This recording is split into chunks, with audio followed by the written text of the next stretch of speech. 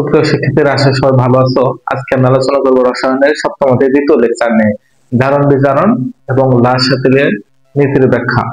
তো দেখো, তোমরা তো জানোই জারণ কি বিজারণ কি। এক কথায় সে জারণের সারণ, বিজারণের গ্রহণ। অর্থাৎ যখন কোন একটি মৌল ইলেকট্রন ত্যাগ করে তখন এই ইলেকট্রন ত্যাগ করার প্রক্রিয়াকে বলা হয় জারণ। আর যখন কোন একটি মৌল ইলেকট্রন গ্রহণ করবে, ইলেকট্রন গ্রহণ করার প্রক্রিয়াকে বলা হয় বিজারণ। সাপোজ ধরো আমি বললাম সোডিয়াম একটা মৌল, এই সোডিয়াম মৌল যদি একটি ইলেকট্রন ত্যাগ করে তাহলে সোডিয়াম কিসে পরিণত হবে? সোডিয়াম প্লাস অর্থাৎ ধনাত্মক আয়নে পরিণত হবে। তার মানে সোডিয়ামে কি ঘটলো? জারণ ঘটলো। এই যে সোডিয়াম যে ইলেকট্রন ত্যাগ করলো, ইলেকট্রন ত্যাগ করে সোডিয়াম প্লাস আয়নে পরিণত হলো, এই যে প্লাস আয়নে পরিণত হওয়ার যে প্রক্রিয়া তাকে বলা হয় জারণ। আর সোডিয়াম যে ইলেকট্রন ত্যাগ করলো, এই জন্য সোডিয়ামকে আমরা বলবো হচ্ছে বিজারক। ইলেকট্রন ত্যাগ করার প্রক্রিয়া হচ্ছে জারণ, আর যে ইলেকট্রন ত্যাগ করবে তার নাম হচ্ছে বিজারক। আর এই বিক্রিয়াটার নাম হচ্ছে জারণ অর্ধ বিক্রিয়া। জারণ অর্ধ বিক্রিয়া। অর্ধ বিক্রিয়া। জারণ অর্ধ বিক্রিয়া কেন? কারণ আমরা জানি জারণ আর বিজারণ মিলে হচ্ছে একটি বিক্রিয়া। তার মানে শুধু জারণ হচ্ছে অর্ধেক বিক্রিয়া, শুধু বিজারণ হচ্ছে অর্ধেক বিক্রিয়া। তো যে ইলেকট্রন ত্যাগ করবে সে জারিত হবে। সে কি হবে? জারিত হবে। আর তাকে বলবো আমরা বিজারক। আবার ধরো ক্লোরিন একটা মৌল, ক্লোরিন যদি একটা ইলেকট্রন গ্রহণ করে কিসে পরিণত হবে? ক্লোরিন মাইনাস আয়নে পরিণত হবে। এই যে গ্রহণ করলো ইলেকট্রন, ইলেকট্রন গ্রহণ করার প্রক্রিয়াকে বলা হয় বিজারণ। এই জন্য এই বিক্রিয়ার নাম হবে বিজারণ অর্ধ বিক্রিয়া। অর্ধ বিক্রিয়া।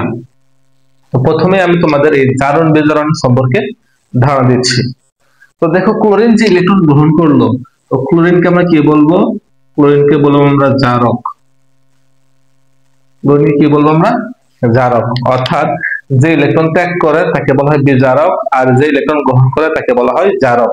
দেখো, বারবার বলতেছি জারক বিজারক, তো কিন্তু প্যাচ লাগবে তোমাদের, তো বারবার তোমরা পড়বা। ইলেকট্রন ত্যাগ করার প্রক্রিয়া হচ্ছে জারণ ও গ্রহণ করার প্রক্রিয়া বিজারণ। যে ইলেকট্রন ত্যাগ করে সে হচ্ছে বিজারক, আর যে ইলেকট্রন গ্রহণ করে সে হচ্ছে জারক। ইলেকট্রন ত্যাগ করলে হয় জারিত হওয়া, আর ইলেকট্রন গ্রহণ করলে হয় বিজারিত হওয়া। জারণ অর্ধ বিক্রিয়া আর বিজারণ অর্ধ বিক্রিয়া, এই দুইটা বিক্রিয়া মিলে যদি একটি সম্পূর্ণ বিক্রিয়া হয়, তাহলে দেখো তীর চিহ্নের এ পাশে কি আছে? Sodium plus chlorine, plus minus electron আর প্লাস ইলেকট্রন বাদ। আর ডান পাশে কি থাকবে? সোডিয়াম প্লাস আয়ন এবং ক্লোরিন মাইনাস আয়ন। এরা দুইজন যুক্ত হয়ে গ্রহণ করবে সোডিয়াম ক্লোরাইড। আর এই যে নিচে যে বিক্রিয়া, এটাকে বলবো আমরা জারণ বিজারণ বিক্রিয়া। জারণ বিজারণ বিক্রিয়া। তো দেখো, ইলেকট্রন ত্যাগ করা জারণ অর্ধ বিক্রিয়া, গ্রহণ করা হচ্ছে বিজারণ অর্ধ বিক্রিয়া, আর দুইটা মিল হবে কি? জারণ বিজারণ বিক্রিয়া। তোমাদের এই জারণ এবং বিজারণ সম্পর্কে ধারণা দিলাম। কোন একটি যৌগ থেকে কিভাবে জারণ সংখ্যা নির্ণয় করতে হয় সে সম্পর্কে জানবো। তো দেখো, জারণ সংখ্যা কি? প্রথম কথা হচ্ছে জারণ সংখ্যা কাকে বলে। ধরো একটা আমি যৌগ লিখলাম,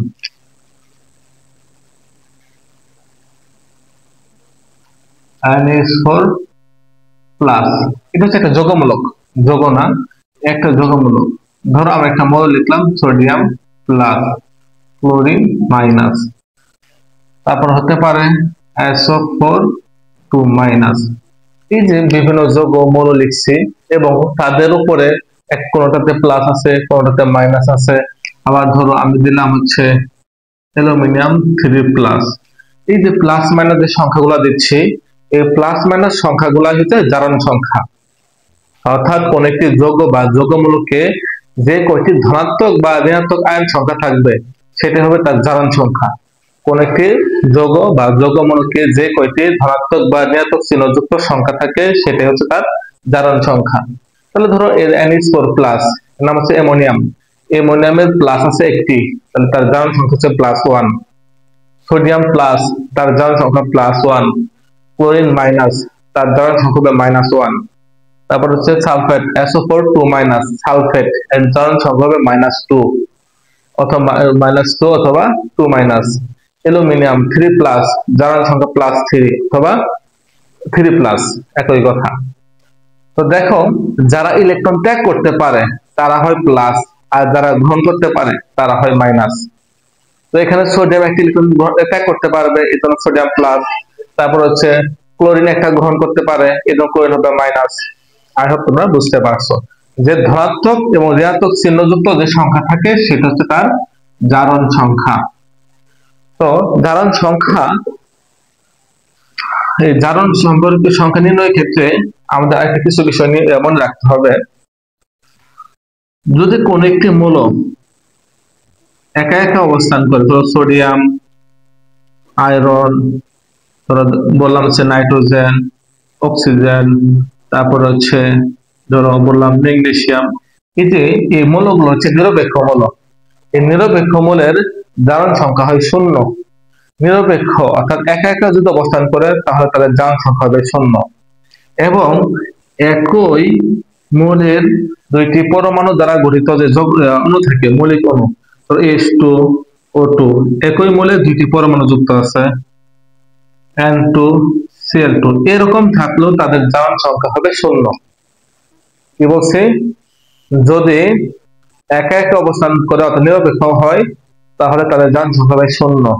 যদি একই মৌলের দুইটি পরমাণু অথবা একাধিক পরমাণু দ্বারা যুক্ত থাকে তখনও তাদের জারণ সংখ্যা হবে 0। তাহলে এদের সবারই জারণ সংখ্যা। তো আজকে আমরা এগুলো সমাধান করব, তার আগে আমরা একটু বেসিক সম্পর্কে জেনে নিচ্ছি। তো দেখো, জারণ সংখ্যা, কোন মৌলের জারণ সংখ্যা কত তুমি কিভাবে মনে রাখবা, এটা হচ্ছে তোমাদের মেইন প্রবলেম। তোমাদের বইয়ে যে রসায়নের যে সপ্তাহ মধ্যে একটা ছক দেওয়া আছে, ছক থেকে একটু ভালোভাবে পড়ে নিবা। যে সকল মৌল হচ্ছে ক্ষার ধাতু অর্থাৎ 1 নম্বর গ্রুপে অবস্থিত, পর্যায় সারণীর 1 নম্বর গ্রুপে যারা অবস্থিত তাদের জারণ সংখ্যা +1, যারা 2 নম্বর গ্রুপে অবস্থিত তাদের জারণ সংখ্যা +2, এবং যে সকল মৌল 17 নম্বর গ্রুপে অবস্থিত তাদের জারণ সংখ্যা হবে -1। তারপর হচ্ছে 16 নম্বর গ্রুপে অবস্থিত, জারণ সংখ্যা হবে -2। তো তোমরা এই মোটামুটি এগুলো মনে রাখলে বাকিগুলো এমনিতে পেরে যাবা।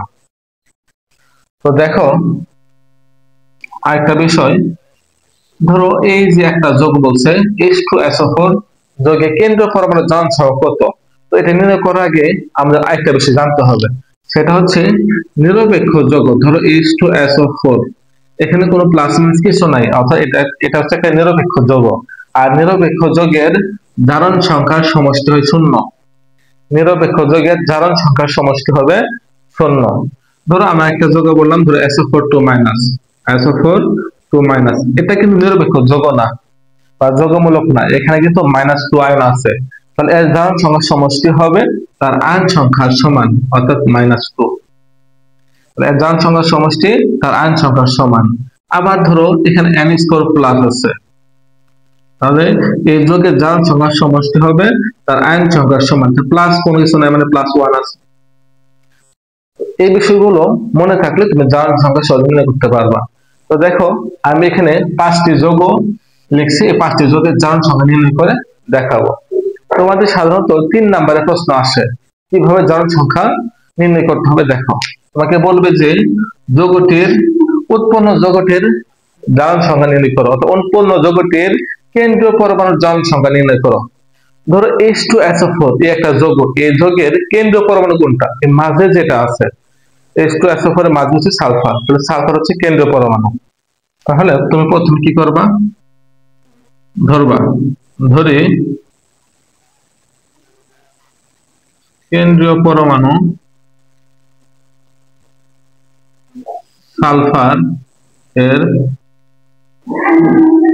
জারণ সংখ্যা সমান x। ধরি কেন্দ্রীয় পরমাণু সালফারের জারণ সংখ্যা কত, x। সুতরাং এই যে একটা যৌগ, এই যৌগের হাইড্রোজেন 1 নম্বর গ্রুপে অবস্থিত, আর হাইড্রোজেন জারণ সংখ্যা হচ্ছে +1, এটা আমরা জানি, +1। আর হাইড্রোজেন এখানে আছে 2টা, এই জন্য আমরা 2 দ্বারা গুণ করলাম, প্লাস পরে হচ্ছে সালফার কত ধরছি x, এই x ধরছি, প্লাস অক্সিজেন, অক্সিজেন 16 নম্বর গ্রুপে অবস্থিত, অক্সিজেনের জারণ সংখ্যা হচ্ছে -2, আর অক্সিজেন পরমাণু আছে হচ্ছে 4টা, এই জন্য 4 দ্বারা আমরা গুণ করব, এবং এগুলোর সামগ্রিক বা সমষ্টি হচ্ছে 0। কি বলছে বুঝতে পারছো আশা করি। তো দেখো 2 আর 1 কত হবে, 2 x কত হবে, প্লাস মাইনাস মাইনাস 4 2 তো 8 হবে, সমান 0। তো দেখো x -6 = 0, সুতরাং x সমান কত হবে, +6। তার মানে এখানে যে কেন্দ্র পরমাণু সালফার, এই সালফারের জারণ সংখ্যা হচ্ছে 6।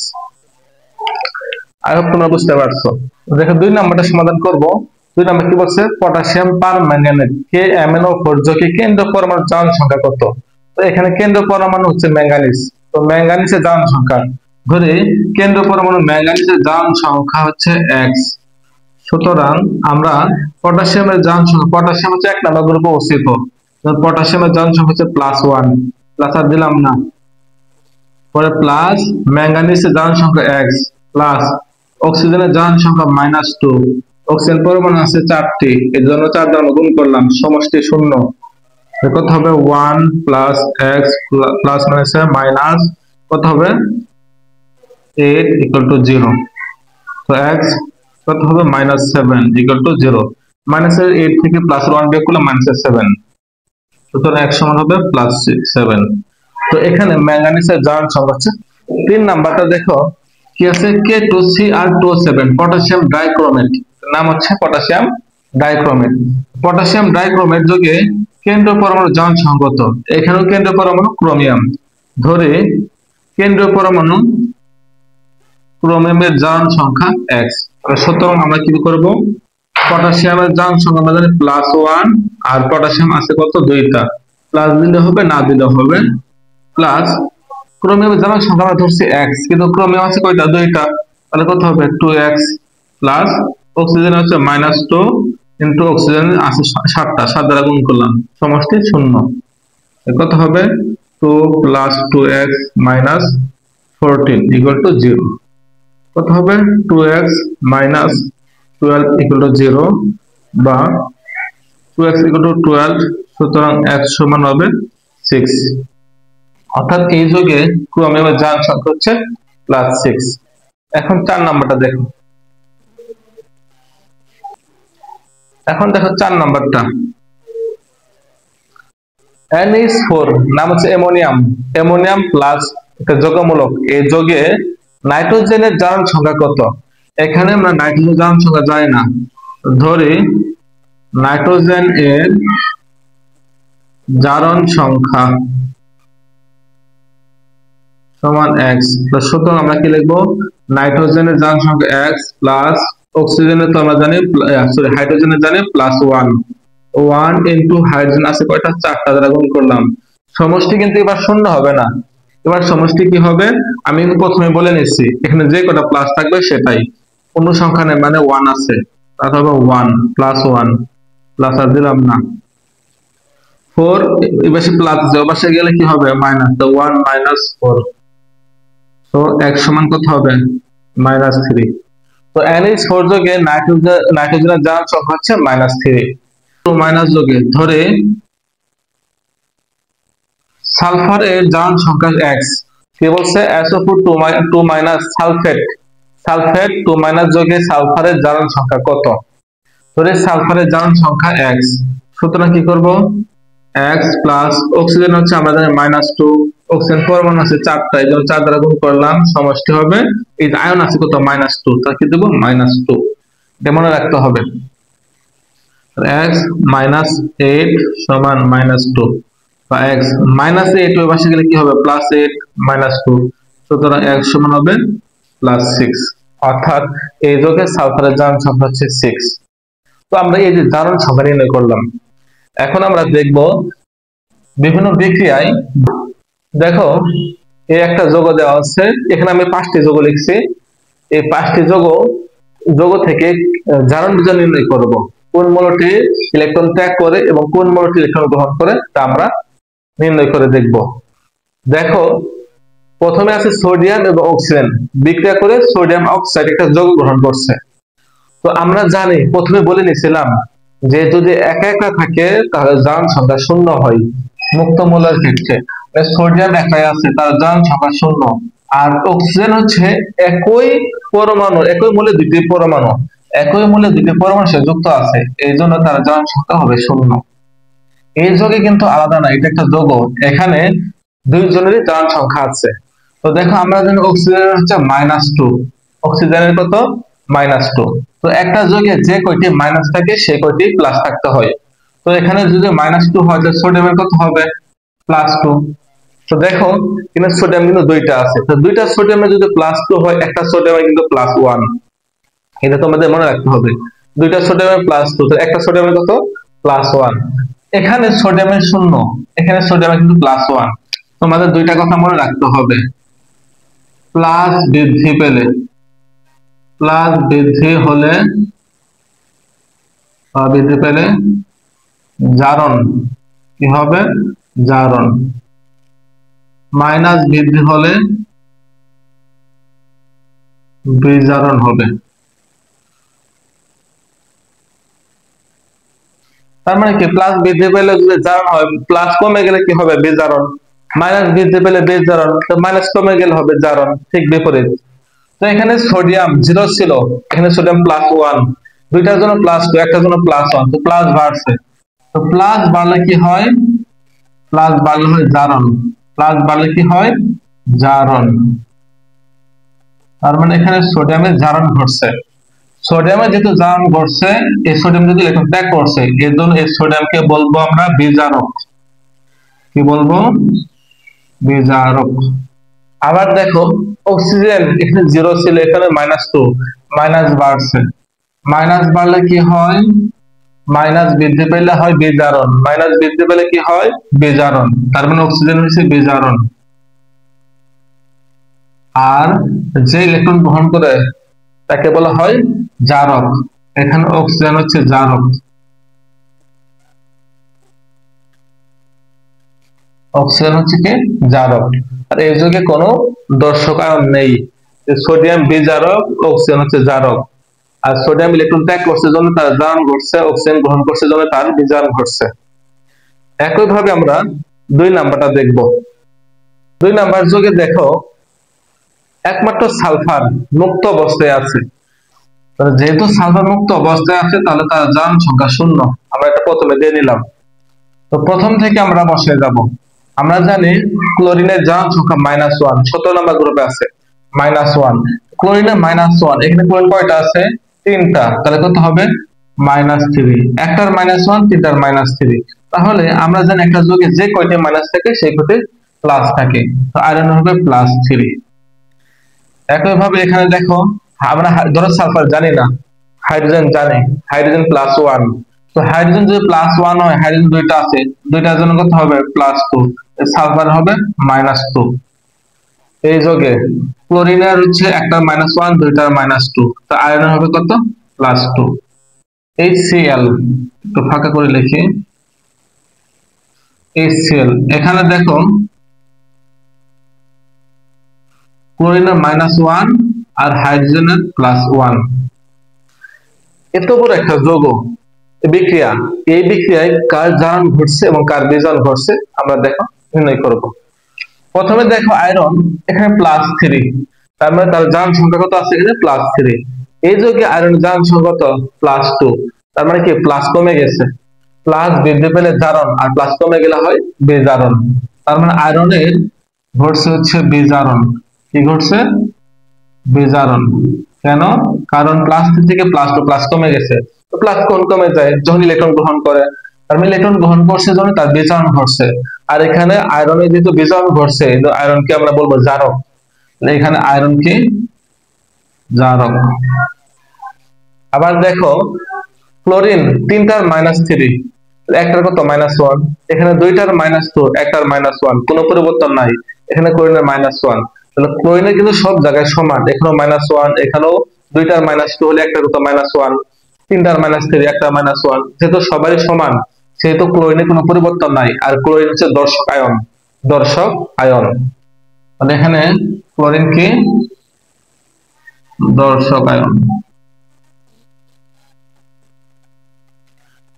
একইভাবে H2S, এখানে দেখো হাইড্রোজেনের দুইটা হাইড্রোজেনের +2, একটা +1, এখানে একটা হাইড্রোজেন আছে, একটা +1, তাহলে এখানেও হাইড্রোজেন +1, এখানে হাইড্রোজেন +1, কোনো পরিবর্তন নাই।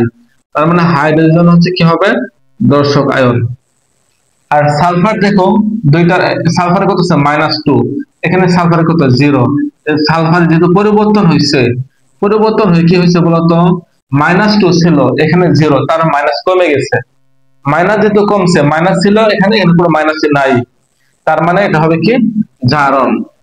মাইনাস বাড়লে হয় বেজারণ, আর মাইনাস কমলে হয় জারণ।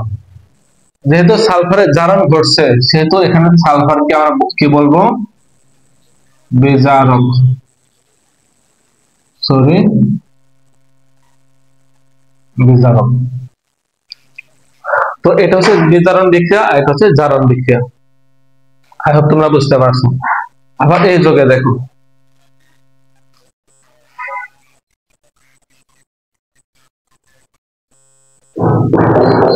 এই যে SO2O2, SO কি সালফার ডাইঅক্সাইড অক্সিজেন বিক্রিয়া করে সালফার ডাইঅক্সাইড গ্রহণ করছে। তো এখানে মুক্ত অবস্থায় আছে শুধু অক্সিজেন, তাহলে তার জারণ সংখ্যা হচ্ছে 0। তো আমরা জানি অক্সিজেনের জারণ সংখ্যা -2। তো এখানে অক্সিজেন কয়টা আছে, দুইটা, তো দুইটার কত হবে -4। তো অক্সিজেনের যদি -4 হয়, সালফারের কত হবে +4, কারণ একটি যোগে যে কয়টি প্লাস থাকে সে কয়টি মাইনাস থাকতে হয়। তো এই যোগে অক্সিজেনের -2, তিনটার জন্য হবে -6, তো সালফারে কত হবে +6। তো দেখো সালফার এখানে +4, এখানে হচ্ছে +6, প্লাস বাড়ছে, প্লাস বৃদ্ধি পেলে কি হয় জারণ, প্লাস বৃদ্ধি পেলে হয় জারণ। এবং অক্সিজেন দেখো এখানে 0 ছিল, এখানে অক্সিজেন কত -6, তো দুইটার জন্য 0, এখানে তিনটার জন্য কত -6, একটার জন্য -2, তো মাইনাস তো বাড়ছে, মাইনাস বাড়লে কি হয় বেজারণ। তো এই অক্সিজেনের কত, দেখো এখানে দুইটার জন্য -4, একটার জন্য -2, এইখানে এই অক্সিজেন হচ্ছে দর্শক আয়ন, কোনো পরিবর্তন নাই। একই ভাবে দেখো এখানে মুক্ত অবস্থায় আছে জারণ সংখ্যা 0, এখানে জারণ সংখ্যা 0। এখানে হাইড্রোজেনের হচ্ছে +3, একটা +1, তিনটা +3, এবং নাইট্রোজেনের হবে কত -3, নাইট্রোজেন 0, 0 থেকে -3, মাইনাস বাড়ছে, মাইনাস বাড়লে কি হয় বিজারণ। এখানে হাইড্রোজেন 0, এখানে হাইড্রোজেন কত হয়েছে, হাইড্রোজেন এখানে 0 ছিল, এখানে +1, কি হবে জারণ। একই ভাবে এই যৌগটা দেখো, এই বিক্রিয়াটা, এখানে Ag তো বোঝায় মার্কারি, আমি বিক্রিয়াটা এখানে লিখি। এই যে বিক্রিয়াটা এখানে দেখো মার্কারি একা একা আছে, তো মার্কারি একা আছে যখন তার জারণ সংখ্যা কত 0। তো এখানে দেখো ক্লোরিন দুইটার জন্য একটার জন্য -1, দুইটার জন্য হবে কত -2, তো মার্কারি কত হবে +2। একই ভাবে এখানে ক্লোরিন একটার জন্য -1, দুইটার জন্য -2, আবার মার্কারি আরো কত হবে +2। তো মার্কারি এখানে কয়টা আছে, দুইটা। তো দেখো দুইটার জন্য যদি +2 হয়, একটার জন্য কত হবে +1, দুইটার জন্য +2, একটার জন্য +1। তো মার্কারি এখানে একটার ছিল +2, এখানে একটার হচ্ছে +1, যেহেতু প্লাস কমে গেছে, এই মার্কারির তুলনার সাথে এই মার্কারি আমরা তুলনা করব। তো কত হয়েছে, যেহেতু প্লাস একটা কমে গেছে, এখানে একটার +2, ভালোভাবে বুঝবো, একটা মার্কারি +2, দুইটা মার্কারি +2, একটা কত +1, তো প্লাস কমে গেছে, যেহেতু প্লাস কমে গেছে তাহলে কি হবে বিজারণ। আবার দেখো এই মার্কের সাথে এই মার্কের কত 0, এই মার্কের সাথে এই মার্কের যখন আমরা তুলনা করব তখন কি হবে, দেখো এই মার্কে 0 ছিল, এখানে কত দুইটার জন্য +2, একটা +1, প্লাস প্লাস বাড়ছে, প্লাস বাড়লে কি হয় জারণ। তো এখানে Ag হচ্ছে বিজারক, আর এখানে Ag কি জারক, আর ক্লোরিন হচ্ছে দর্শক আয়ন। দুইটা ক্লোরিন -2, একটা -1, দুইটা -2, একটা -1, তো ক্লোরিন হচ্ছে দর্শক আয়ন। এখন দেখো বিক্রিয়ার হার, বিক্রিয়ার হার কি, একক সময়ে যে পরিমাণ বিক্রিয়ক উৎপাদে পরিণত হয় তাকে বলা হয় বিক্রিয়ার হার। একক সময়ে যে পরিমাণ বিক্রিয়ক উৎপাদে পরিণত হতে পারে সেটা হচ্ছে বিক্রিয়ার হার। তো দেখো কিছু কিছু বিক্রিয়া আছে খুব খুব দ্রুত ঘটে, আবার কিছু কিছু বিক্রিয়া আছে ঘটতে অনেক সময় প্রয়োজন হয়। যেমন তোমাদের বইয়ে 3টা উদাহরণ দেওয়া আছে, লোহার উপর মরিচা পড়া, তারপর হচ্ছে বোমের গলন, এবং হচ্ছে পারমাণবিক বোমার বিস্ফোরণ। তো দেখো বিস্ফোরণ হতে খুবই অল্প সময় প্রয়োজন, খুব দ্রুত বিস্ফোরিত হতে পারে। এই বিক্রিয়াটা ঘটবে খুব দ্রুত। তো মমের যে দহন, এটা মমটা করতে কিন্তু অনেক সময় লাগবে। তো তুলনামূলক বিস্ফোরণের তুলনায় কিন্তু বেশি সময় লাগবে। আবার লোহার উপর মরিচা পড়া, তো লোহাকে যদি তুমি রেখে দাও সাথে সাথে কিন্তু মরিচা পড়বে না, মরিচা পড়তে মোটামুটি ভালো সময় লাগবে। তাহলে যে বিক্রিয়া ধীরে ধীরে ঘটে তার সময় বেশি লাগবে, তার গতিবেগ কম হবে। আর যে বিক্রিয়া কম সময় ঘটবে তার বিক্রিয়া হার বেশি, তার গতিবেগ বেশি। তো এটাই হচ্ছে বিক্রিয়া হার বা গতিবেগ।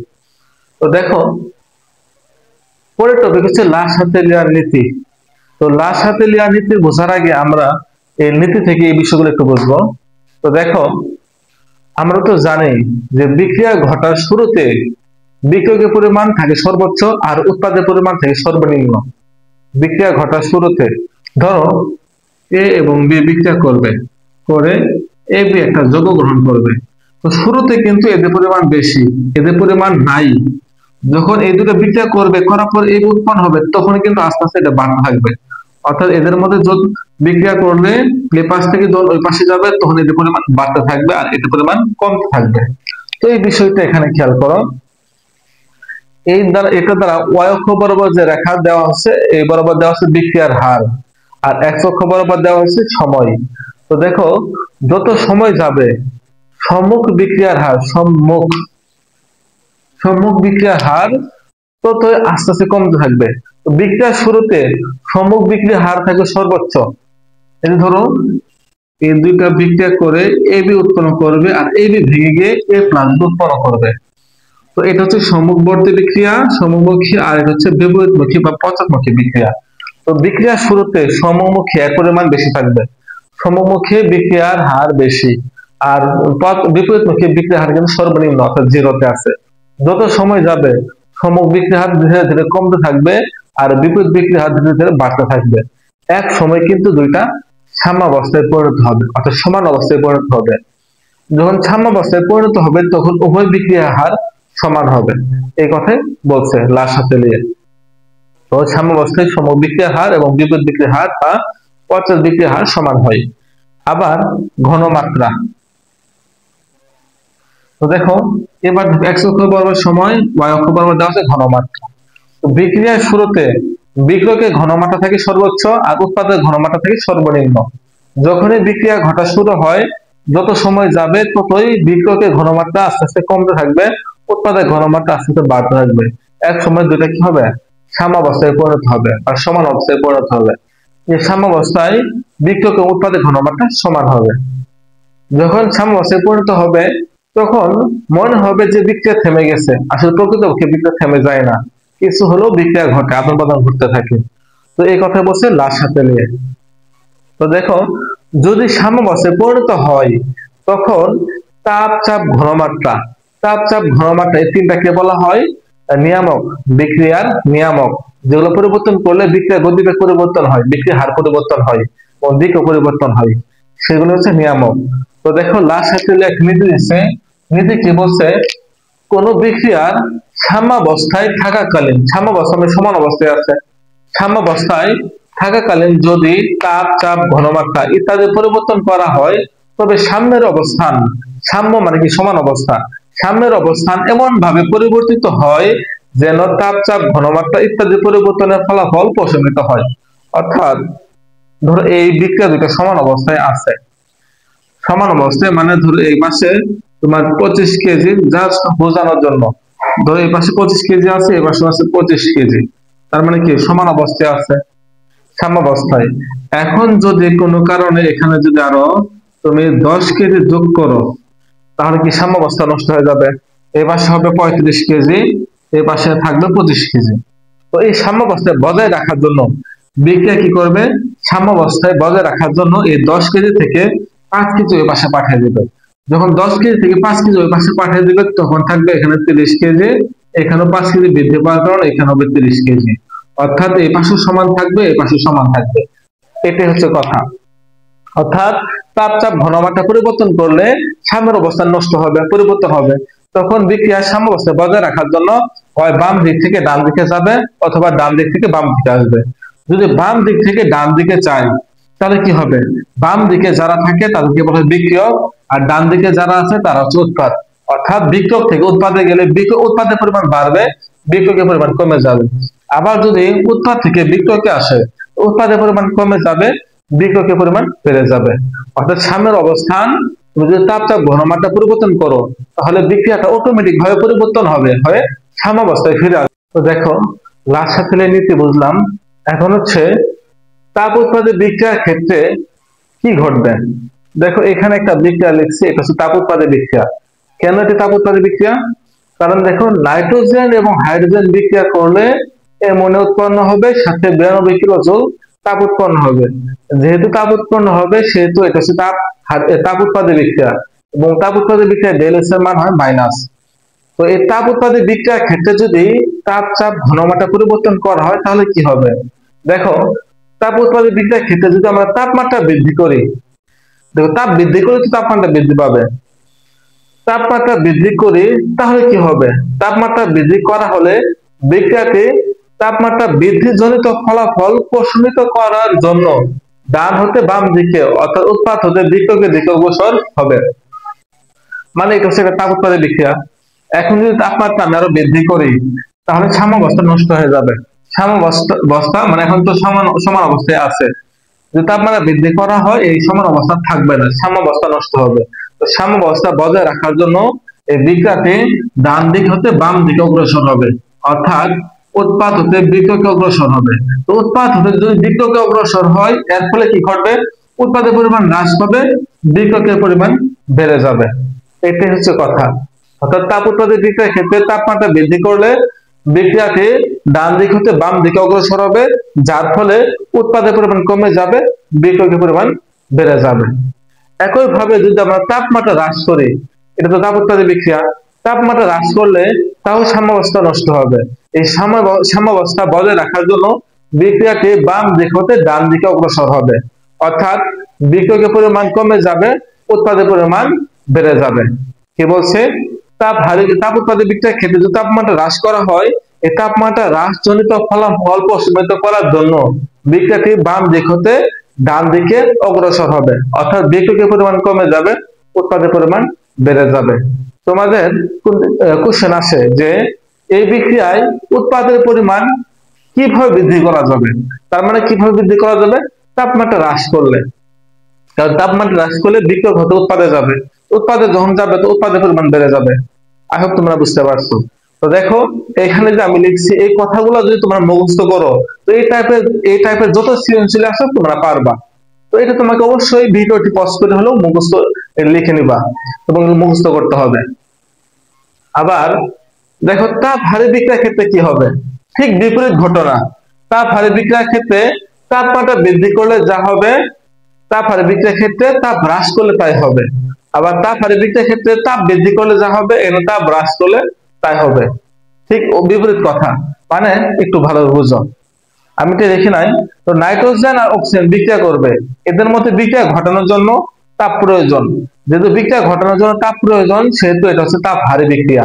আর এই তাপ হারে বিক্রিয়ায় যদি আমরা তাপমাত্রা বৃদ্ধি করি, এই তাপমাত্রা বৃদ্ধিজনিত ফলাফল প্রশমিত করার জন্য বিক্রিয়াটি বাম হতে ডান দিকে যাবে। তাপমাত্রা যদি বৃদ্ধি করে, তাহলে বিক্রিয়াটি বাম হতে ডান দিকে যাবে, অর্থাৎ বিক্রিয়ক হতে উৎপাদের দিকে যাবে। তো বিক্রিয়ক হতে যদি উৎপাদে যায়, বিক্রিয়কের পরিমাণ হ্রাস পাবে, উৎপাদের পরিমাণ বেড়ে যাবে।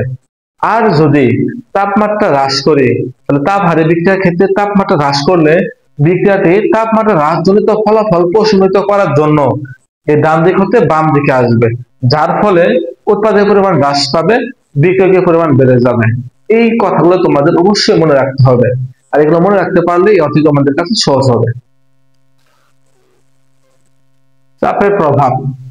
দেখো, চাপের প্রভাবের ক্ষেত্রে শর্ত হচ্ছে দুইটি। একটি হচ্ছে কমপক্ষে একটি যৌগ গ্যাসীয় হতে হবে। এই যে যৌগ বিক্রিয়া যে যৌগগুলো থাকবে, সেই যৌগগুলোর মধ্যে কমপক্ষে একটি গ্যাসীয় হতে হবে, এবং বিক্রিয়ক ও উৎপাদের মোল সংখ্যা ভিন্ন হতে হবে। বিক্রিয়ক এবং উৎপাদের মোল সংখ্যা যদি সমান হয়, তাহলে সেখানে চাপের প্রভাব থাকবে না। আর যদি কোনোটাই গ্যাসীয় না হয়, তাহলে চাপের প্রভাব থাকবে না। যেমন এখানে আমি দুইটা বিক্রিয়া লিখছি। তো দেখো, এই ক্ষেত্রে কিন্তু চাপের প্রভাবের ক্ষেত্রে অবশ্যই বিক্রিয়াগুলো তোমাকে সমতা করতে হবে, 100% সমতা করতে হবে। তো দেখো এটা কিন্তু সমতা করা নাই, এখানে নাইট্রোজেন আছে দুইটা, এখানে নাইট্রোজেন একটা, তো সমতা করার জন্য আমরা এখানে 2 দিলাম। যদি 2 দিই তখন নাইট্রোজেন দুইটা হলো, কিন্তু হাইড্রোজেন থাকলো 6টা, এর পাশে হাইড্রোজেন আছে দুইটা, সমতা করার জন্য এখানেও 3 দিতে হবে। তো এখন দেখো বিক্রিয়কের মোল সংখ্যা কত আছে, এখানে নাইট্রোজেন এটাও গ্যাসীয়, এটাও গ্যাসীয়, এটাও গ্যাসীয়, তার মানে একটা আমার শর্ত মানছে কমপক্ষে একটি গ্যাসীয় হতে হবে। তো এটা প্রথম শর্ত মানছে। দ্বিতীয় শর্ত কি, বিক্রিয়ক ও উৎপাদের মোল সংখ্যা ভিন্ন হতে হবে। দেখো এখানে কোনো সংখ্যা নাই, তার মানে 1 মোল আছে, এখানে 3 মোল, তার মানে বিক্রিয়কে আছে 4 মোল, টোটাল 4 মোল আছে। আর উৎপাদে দেখো আছে 2 মোল। যেহেতু মোল সংখ্যাও আলাদা এবং গ্যাসীয়, সেহেতু এই বিক্রিয়ার চাপের প্রভাব আছে। তো যেহেতু এই বিক্রিয়ার চাপের প্রভাব আছে, তাহলে চাপ বৃদ্ধি করলে কি হবে, চাপ হ্রাস করলে কি হবে। তো এই বিক্রিয়ায় যদি চাপ বৃদ্ধি করা হয়, বেশি মোল থেকে কম মোলের দিকে যাবে। চাপ বৃদ্ধি করা হলে বেশি মোল থেকে কম মোলের দিকে যাবে, অর্থাৎ বিক্রিয়ক হতে উৎপাদের দিকে যাবে। যদি বিক্রিয়ক হতে উৎপাদের দিকে যায়, তাহলে বিক্রিয়কের পরিমাণ হ্রাস পাবে, উৎপাদের পরিমাণ বৃদ্ধি পাবে।